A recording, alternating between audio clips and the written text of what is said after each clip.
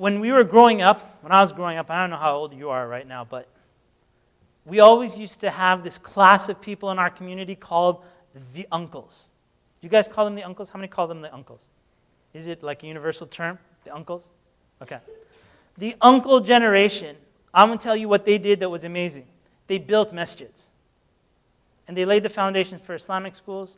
Sometimes even in the uncle generation, they didn't even know anything other than La ilaha illallah Muhammad Rasulullah. They still built the masjid. They were leaders regardless of how much knowledge they have. And you can make fun of them, and you can call them uncles and stuff like that. They did way more than what we're doing. So now they established these things. Even 100 years ago in Canada, you look at the first masjids that were built, they might not have even prayed, but they wanted some place for their children, and they built the masjids. Okay, now, we are full-fledged uncles right now. This generation right now, everybody that's listening to me, you are the uncles. The uncles that you're talking about have gone.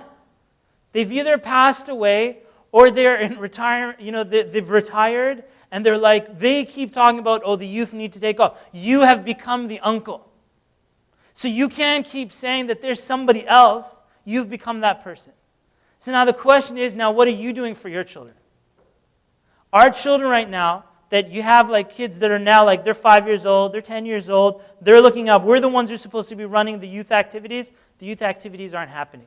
We're the ones who are supposed to taking over, bring Muslims in the media. That's not happening. We're getting hammered. It's almost like, and I'd say this is the mistake, that take us one generation ago, the uncle generation focused on leadership, building messages, this and that, but for the kids, they focused on education.